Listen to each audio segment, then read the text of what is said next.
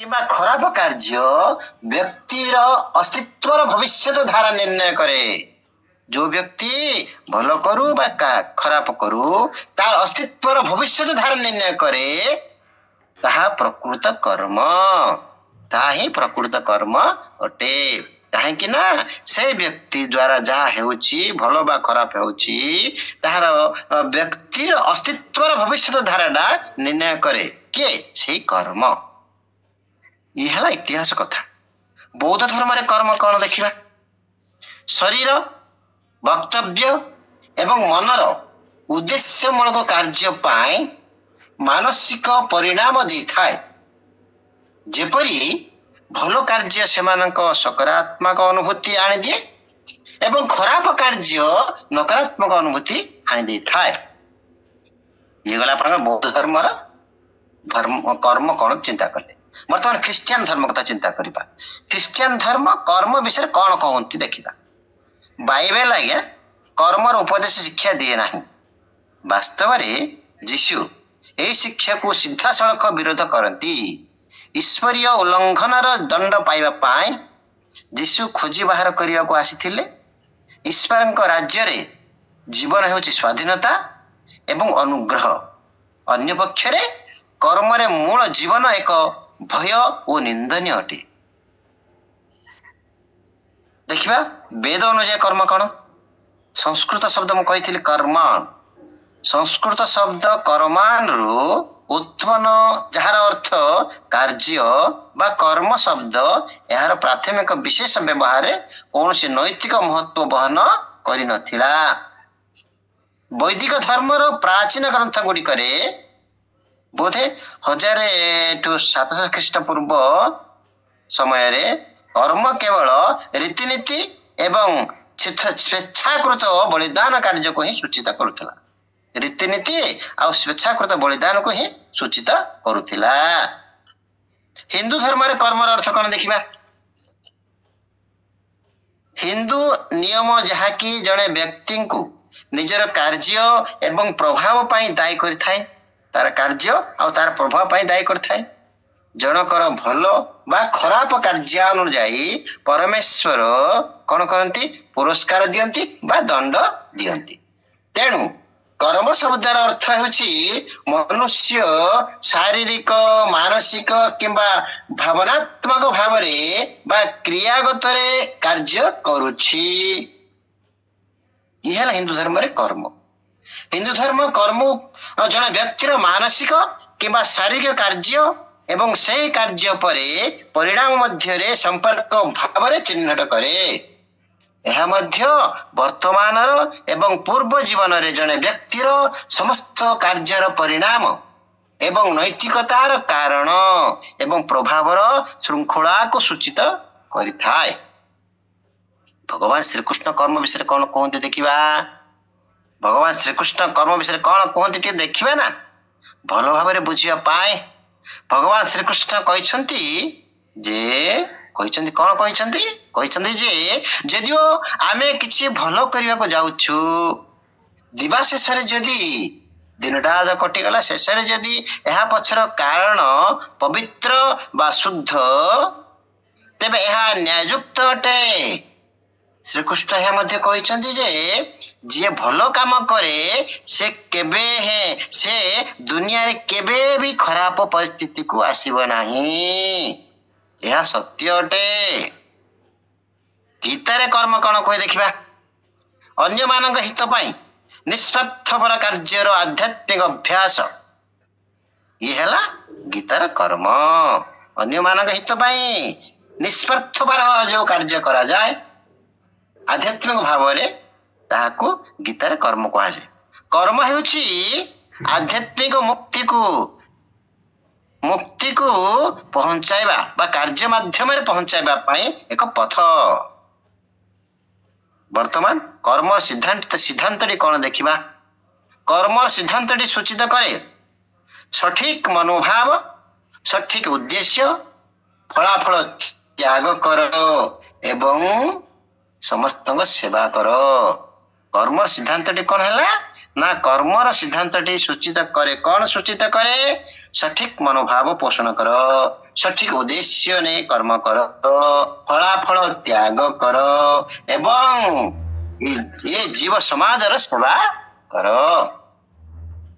शेष गीता अनुଯାୟୀ कर्म को बुझिबा प्रकृति रे जहा किछि परिवर्तन हुए ता हैला क्रिया स्वाभाविक भावे ए जो हेउथबा क्रिया गुड़िक सहित जेतेबेले अहंकार मिसी जाए का सहित क्रिया सहित अहंकार मिसी जाए सेतेबेले तार संज्ञा कर्म हो जाए कर्म गुड़ी को करिवार भाव कर्ता ठारे ही थाए का ठारे थाए ना कर्ता ठारे ही थाए कौन करिया को कर्म करिया को क्रिया शुभ बा अशुभ होई पारे तेणु शुभ और अशुभ क्रियार नाम हैला कर्म स्वल्प बुद्धि रे कर्म और जोगर अलगा अलगा भावे किंचित आलोचना हैला अनुष्ठान निर्देश प्रकार कर्म जोगर आलोचना हेउ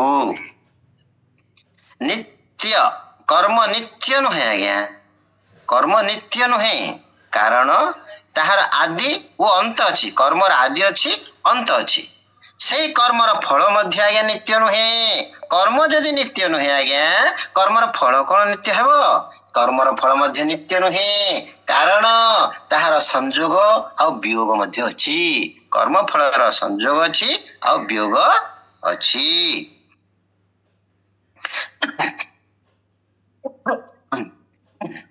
चतुर्थ अध्याय 33 श्लोक प्रकार कर्मर प्रकार भेद आलोचना प्रकाश पाइथिला कौन एक सर्वकर्म दुई अखिलम कर्म ये दुई प्रकार कर्म व्यवहार रे जना पड़े आउ तीन प्रकार कर्मर आलोचना रे मध्य स्थान पाइथिला जहा कि संचित कर्म प्रारब्ध कर्म और आगामी कर्म यही तीन प्रकार कर्म ज्ञान रे प्रकाश होउची ओ तीन प्रकार संचित कर्म प्रारब्ध कर्म और आगामी कर्म ये सब प्रारब्ध प्रांजल है बुझा सारी मु ताको आउ भीतर बढ़ाया को चाहे ना यही तीन प्रकार कर्म ज्ञान रे परिप्रकाश होउची यही तीनटी कर्म पांच प्रकार कर्म को मध्य प्रकाश होउची कौन कौन से पांच प्रकार कर्म ना एक नित्य कर्म नैमित्तिक कर्म वो प्रायश्चित कर्म काम्य कर्म वो निषेध कर्म ये पांच प्रकार कर्म मध्य प्रकाश होउची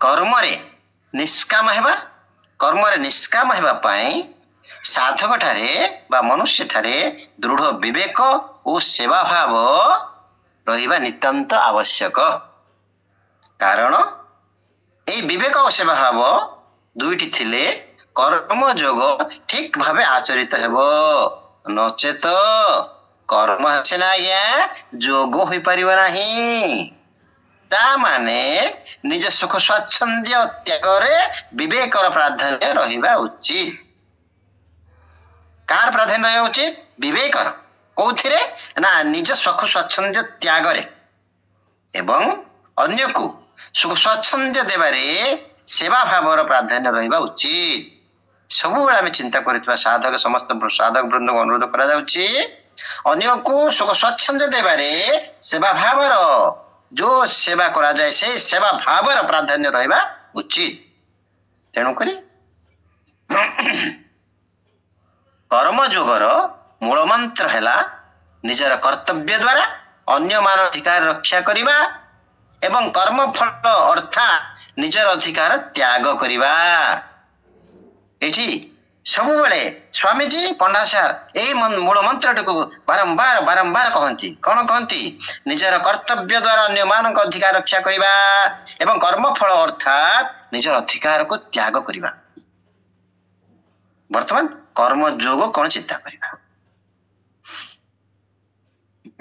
कर्म जोग कौन असत ठारू संबंध छिन्न करिबा हैला कर्म जोग असत जोड़ा कि उपयुक्त नुह जो साधक केवल कर्तव्य कर्मर परंपरा सुरक्षित रखिबा पाए लोक संग्रह बा लोकर उन्नति निमंते सृष्टि चक्र परंपरा चलाई रखिबा लागि ही कर्तव्य कर्मर पालन करे।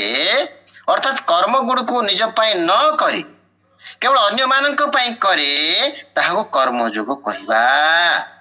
वो सेथिरे साधक समस्त पापर मुक्त हो जाए, समस्त कर्म बंधन मुक्त हो जाए।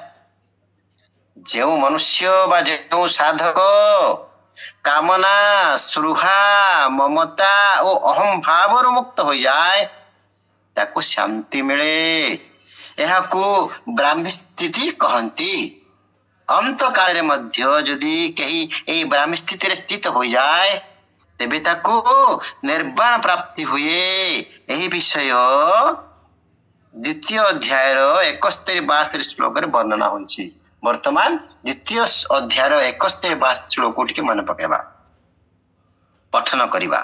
मो सहित आपण माने मने मने पठन करंतु। विहाय कामन इह सर्वान् पुमांश्चरिते निस्पृहः निर्ममो निरहंकारः प्रशान्तिम् अधिगच्छति।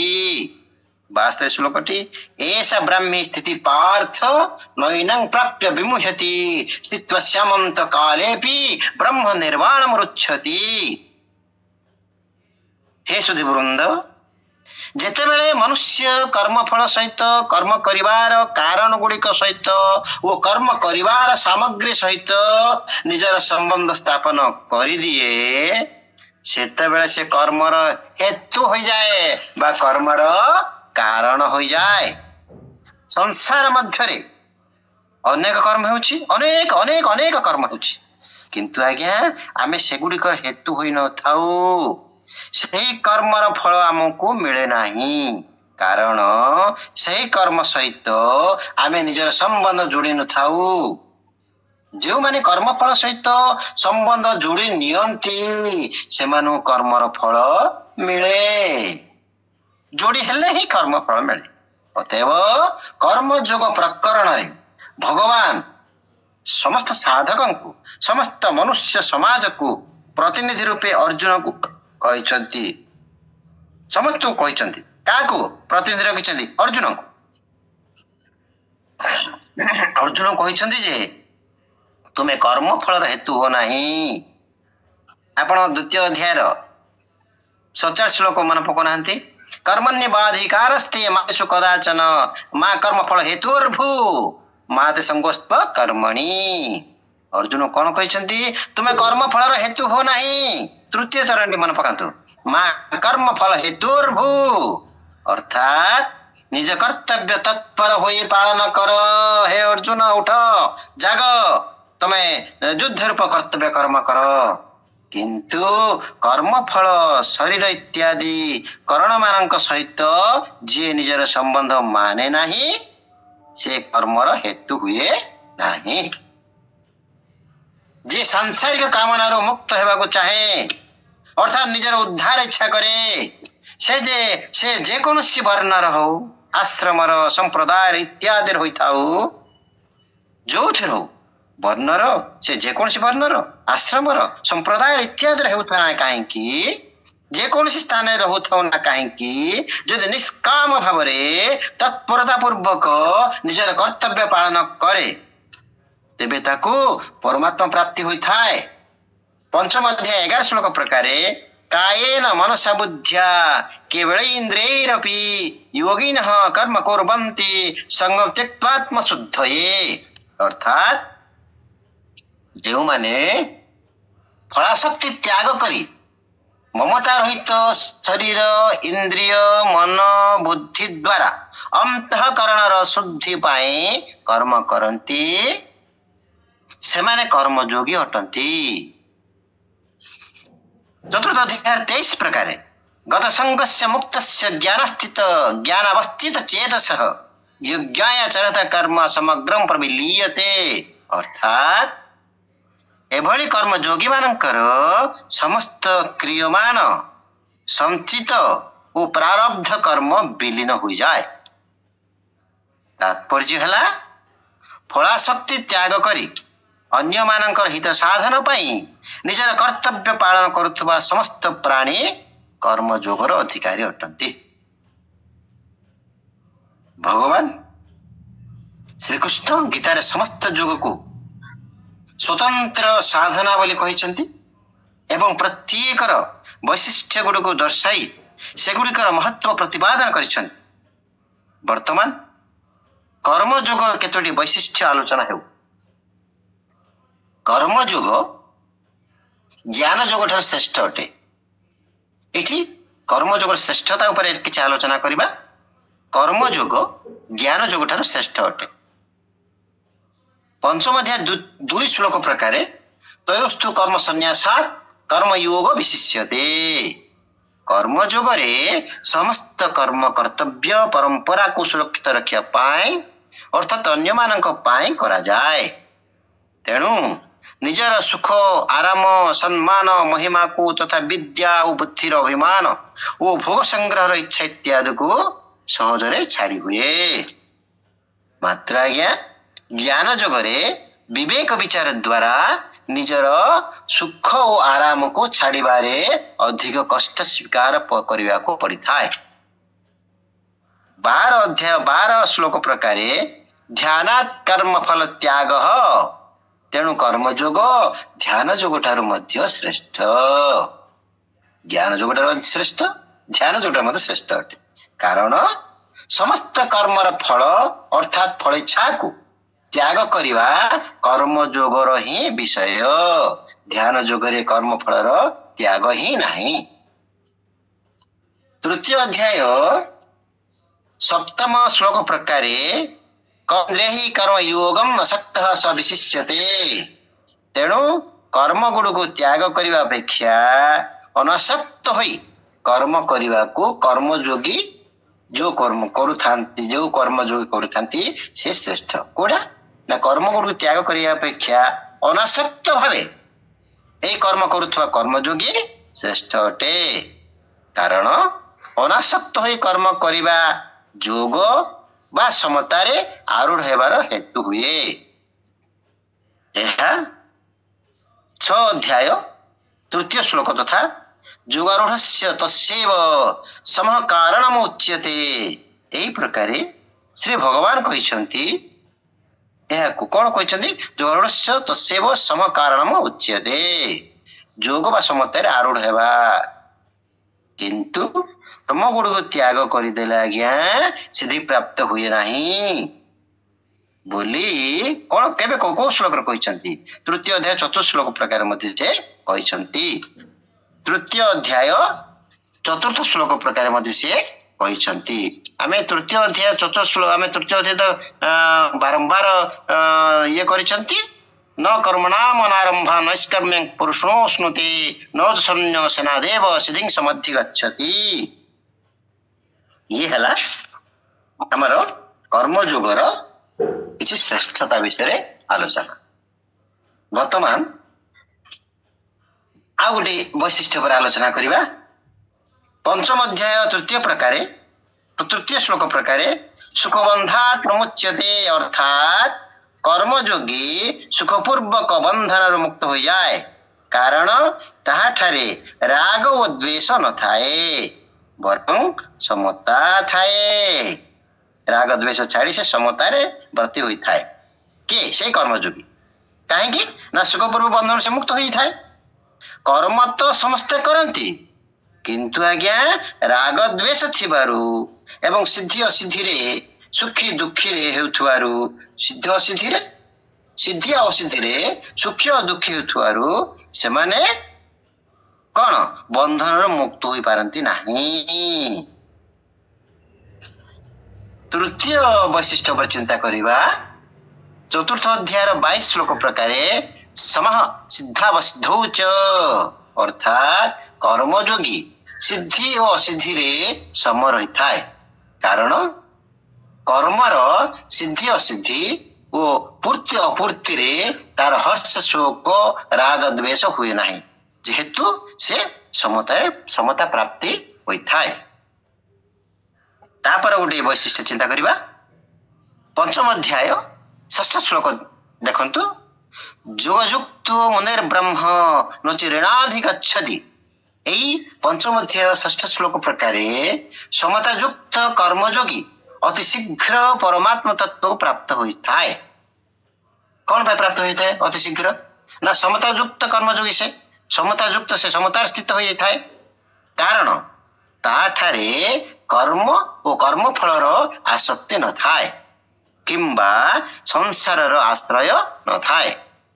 यह चतुर्थ अध्याय 20 श्लोक देखिबा टाली करिबा। त्यक्त्वा कर्म फल संगम नित्य तृप्त निराश्रय हरे से भगवान प्रांजल भाव बुझाई। भगवान का यही पद को आम स्वामीजी पंडा सार प्रांजल भाव बुझाई सारी। केमिति शीघ्र सिद्धि प्राप्त हुए ये कर्मयोगी एटार गोटे वैशिष्ट्य। वर्तमान अन्य एक वैशिष्ट्य पर चिंता करिबा। चतुर्थ अध्याय 38 श्लोक प्रकार तस्वयं जोग संसिद्ध कालेनात्मन विन्दति। এই जो चतुर्थ अध्याय 38 श्लोक प्रकार कर्म जोगरे सिद्धि लाभ करिथिया मनुष्य को निज स्वरूपर ज्ञान बा बोध आपे आपे हो जाई थाए। कारण ताठारे सांसारिक आकर्षण और जड़ता न थाए। जड़ता नथिबारु स्वतः सिद्ध स्वरूप अवशेष रह जाए। ये ज्ञान प्राप्त किपर हो जाए कर्मयोगी या वैशिष्ट बुझागला ज्ञान प्राप्ति। वर्तमान आउ गोटे वैशिष्ट को जीवा। द्वितीय अध्याय 5 श्लोक चिंतन करंतु आत्मनिवात्मना तुष्ट। वो तृतीय अध्याय 17 श्लोक चिंता करंतु आत्मनेव च संतुष्ट। आत्मनेवात्मना तुष्ट आत्मनेव च संतुष्ट। এই দুইটি শ্লোক প্রকারে কর্মযোগী নিজে নিজ ঠারে সন্তুষ্ট মানে সন্তোষ হইথায়। কারণ से समस्त कामना को सर्वथा त्याग कर दी थाए। तेणु तार संतुष्टि पराधीन नुहे। से संतुष्टि निश्चय पाइबारे हकदार होता है। समय अतिक्रांत है। आज एति वैशिष्ट ही थाउ। काली जदि भगवान चाहती अनुष्ठान जदि चाहे अन्य वैशिष्ट कर्म फल किसी आलोचना रखा। मोर वाणी के विराम देवी।